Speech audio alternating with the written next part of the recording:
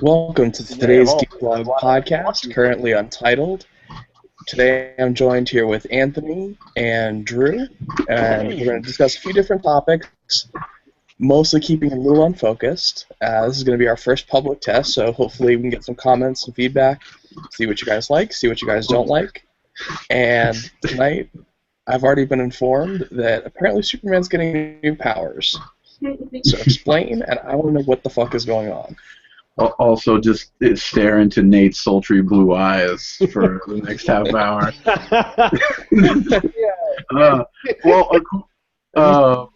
The Jimmy Kimmel celebrities defend Tom Brady skit. No. Oh man! First of all, go look it up at some point in time. But they basically they get every actor from Boston to come out and pretend they're some guy from Southie, speaking the Boston talk and whatnot. And at one point they're like, "There's no way Tom Brady ever deflated those footballs unless he did it with those piercing baby blue eyes."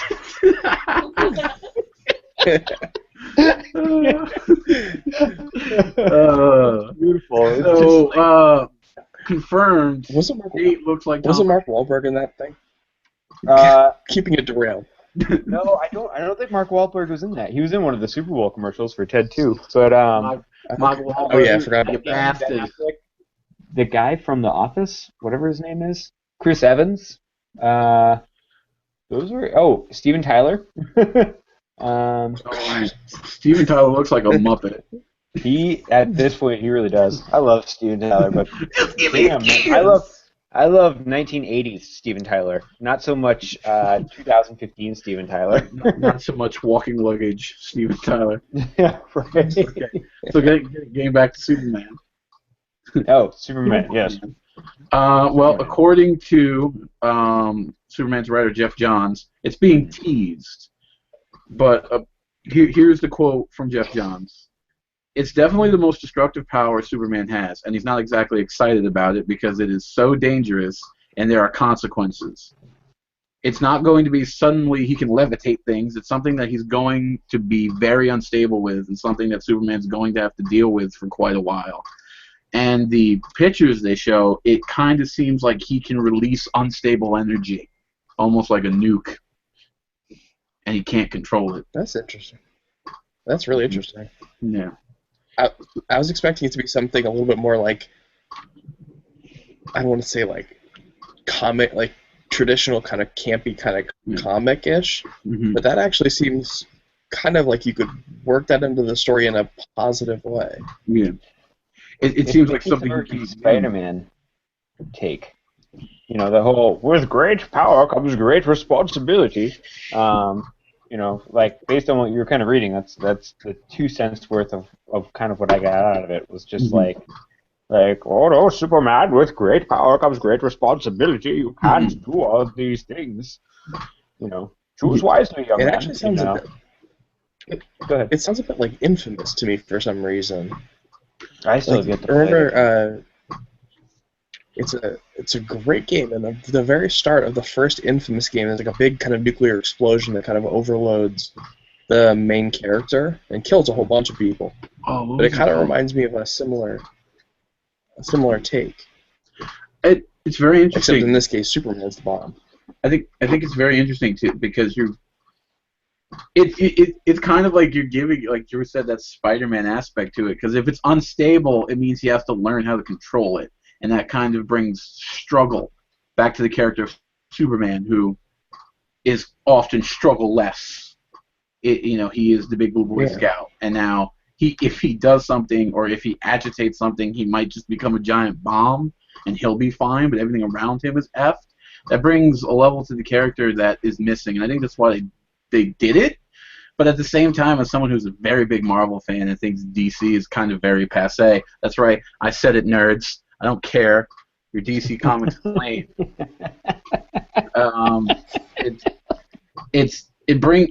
You're trying to bring a sense of darkness to a character that the Injustice comics tried to do. Because right now the only interesting character in the DC universe, though, that everyone finds most marketable is Batman. So you're trying to give Superman that same weight, and he hasn't had that kind of weight ever.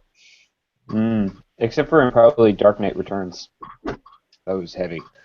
Probably. But it's that been a wasn't while. really about Superman. He was just in it. So, no big deal. Yeah. Also, why have they never done like a Superman type, like Batman Begins type series? Like with even though Superman? it'd probably still be, Like, even though it'd still probably be you mean Man Clark of Kent, Steel? because yeah. Wait, let me get this. So Batman Begins. I mean, yeah. Like, what was it? Like, Smallville. Isn't that basically the Batman Begins version of Superman, just in TV show form? Which is the same as Arrow for the Green Arrow and everything else. I mean, because for a long time before it was Batman, it was Superman. There was 1.5 million. Do we lose Nate? Begins. Oh God, he's God. He's died. The podcast is ruined. Because he's back. He's got. Oh, he's back. Well, basically, what I was saying before, before everybody was all like, "Oh my God, Batman!" It was very much, the craze was for Superman. The guy who defeated, the Ku Klux Klan and did all these crazy things, right? And he was, Batman never had his own, 1920s radio show or 50s radio show, but Superman did, and I think because of that, we saw a lot more early on in the 90s and in the 80s, TV shows and stuff that revolved around Batman or Superman. Sorry. So I think that I think Smallville is probably that Superman Begins, aspect that you're looking for. Well, I wasn't thinking about that Batman Begins. I was thinking about the 1990s/2000s comic cartoon. Oh, the animated series? Oh. Yeah, the one with the weird techno and Bruce Wayne's. Yeah. Wait, Batman Beyond. Bruce Wayne is the old man, and he's. Oh, Beyond. Yeah, sorry, I'm. Nick just ruined 10 minutes of podcast. Yeah. Talking from the wrong thing. Every Batman fan in the world has just been like, "Who's that guy? I hate him." And Nate's probably the guy that just said DC was bad. So I don't know.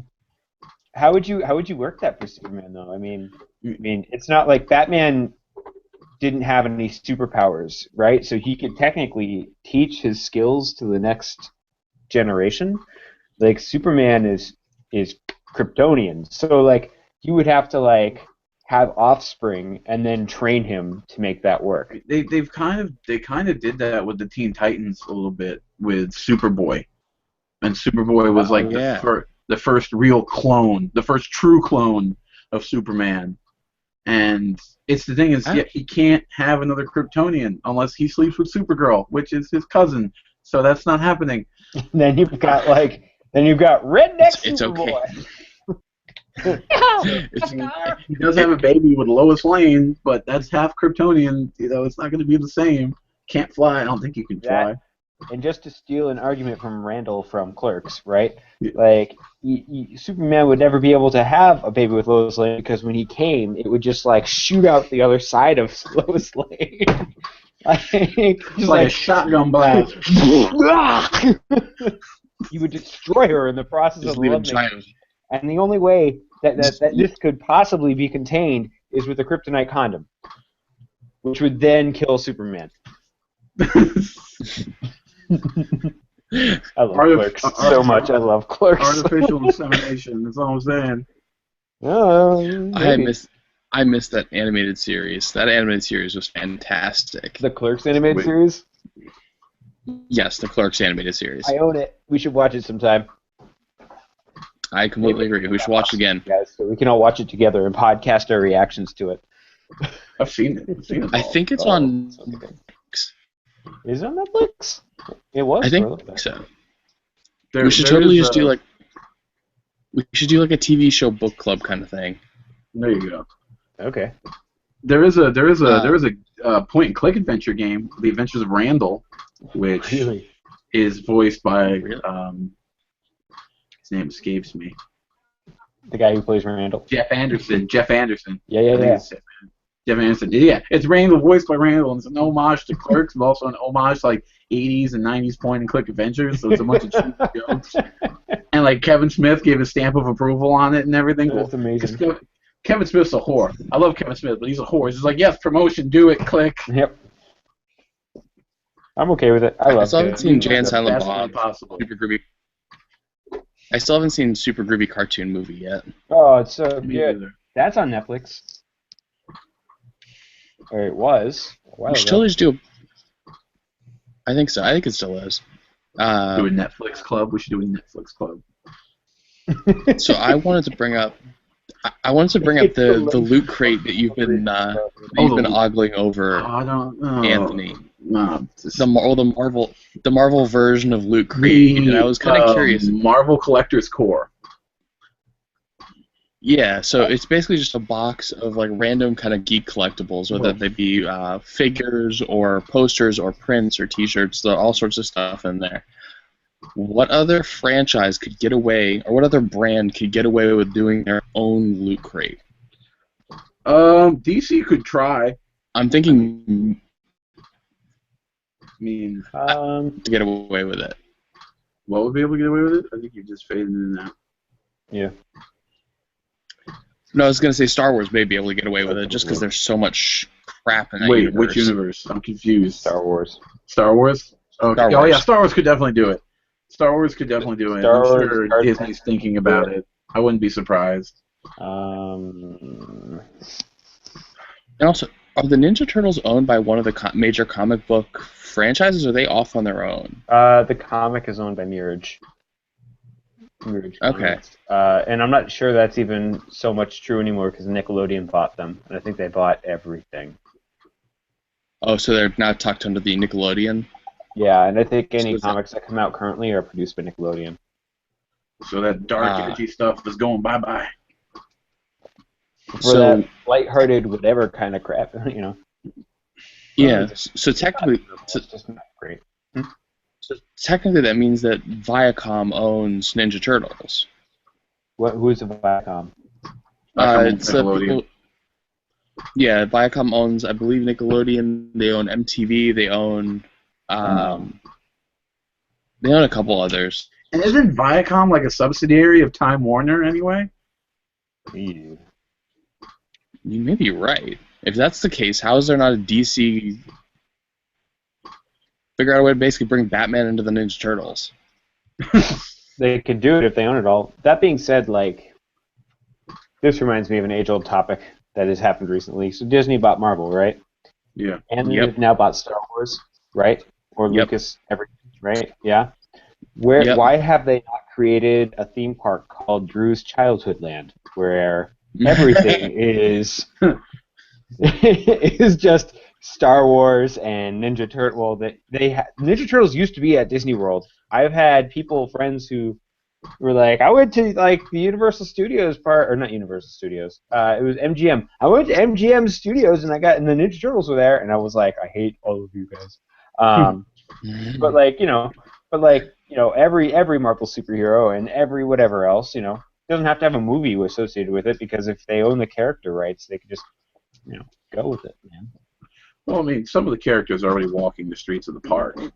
Well, yeah, and it's weird because like Six Flags already has well, they don't have Marvel, they have DC. But I think Universal Studios has Marvel, so there might be something there that's a little. Yeah, but Disney kind of went and wrote checks to everybody saying, no, this is ours now, please stop.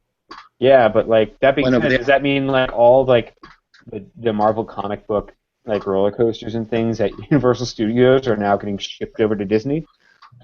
Specifically the Hulk roller coaster. Mm-hmm. Which is a great coaster if you've not ridden on it. It's amazing. Oh, yes. Wait, so are you a fan of roller coasters, Anthony? No.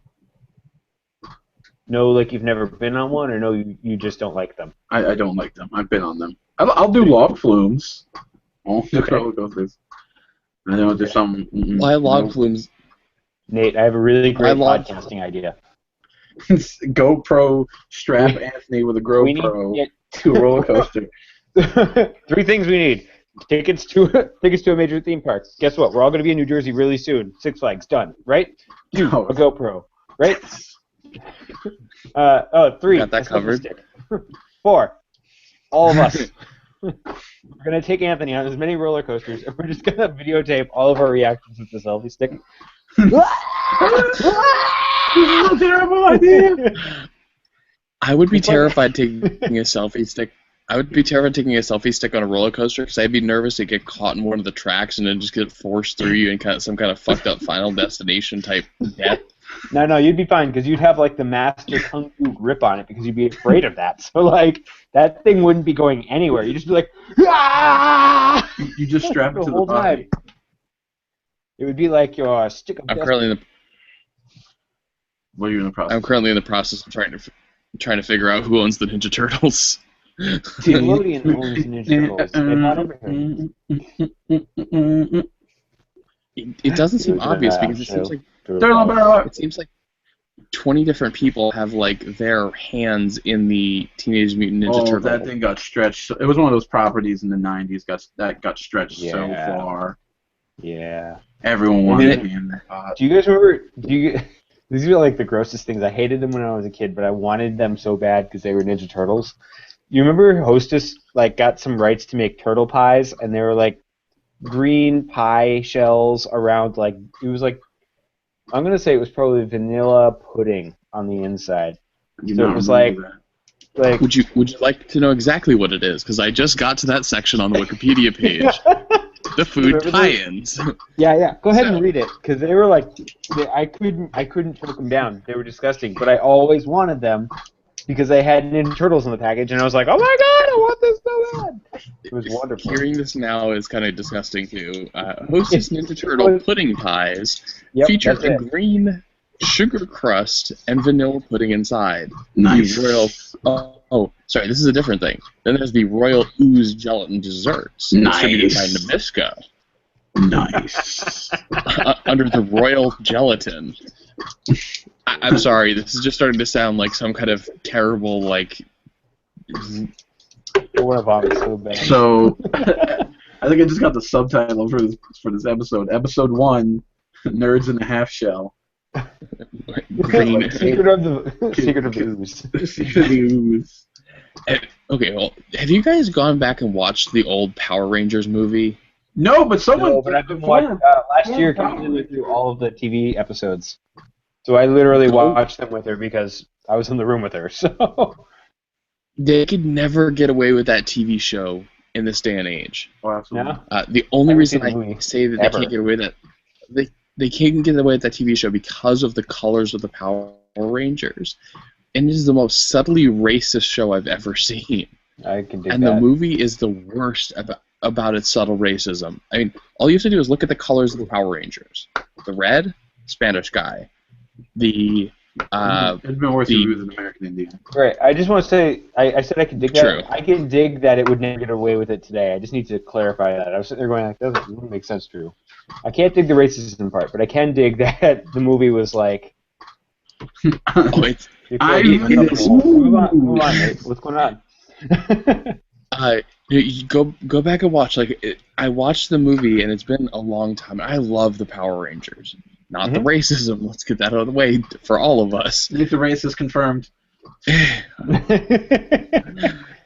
The first thing they show you is the first time that they morph, and I didn't pay attention as a child because obviously I didn't know better. I didn't know there was such thing as I didn't know there was such thing as racism.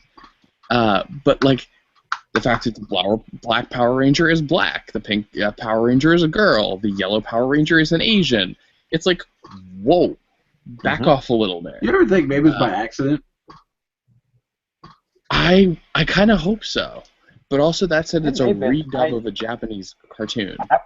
And I know after a couple of seasons, they realized that, people were like, why is the Black Ranger black, and why is the Yellow Power Ranger, Asian, and why is this going on? Because they did change it eventually. Yeah. Again, now it's fresh in my mind because I just watched a bunch of them with you. Well, and also you got to think about it. If you want to just throw this out there, the Supreme Power Ranger is white.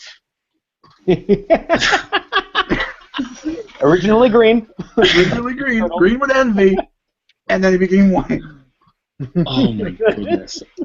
And with that, Well, we've just solved racism. Thank you, Power Rangers. Donate to UNICEF. oh boy. Oh Oh my goodness. Okay, I think that's actually probably the best place to end this, because I don't know where we can go from that. Thank you all for joining on this first public... I want a pipe. It's a fake one, but it's a costume pipe, but I might have to sign in and on. For the pipe. I'm just going to Craig Ferguson and throw a pen at the camera every time we end it. That's what it. So with that, thank you everybody for joining our first public test of this podcast. Hopefully you'll enjoy it, and in the comments below, please leave your thoughts, any comments, questions. I know the audio is going to be a little wonky this go-around. We're testing different solutions, and we should definitely have that fixed if it's an issue. If not, we're going to try to post this up on Shout Engine as well once we get the audio kinks worked out here in Google Hangouts. Thank you for joining us. Follow us on Twitter at _today's_geek. Follow us on Facebook. Just search Today's Geek. Follow the website, todaysgeekblog.com. Look for the coffee mug. Yes. Thumbs up for the coffee mug. Subscribe for Nate's Blue Eyes. Here's some baby blue eyes. And with that, we're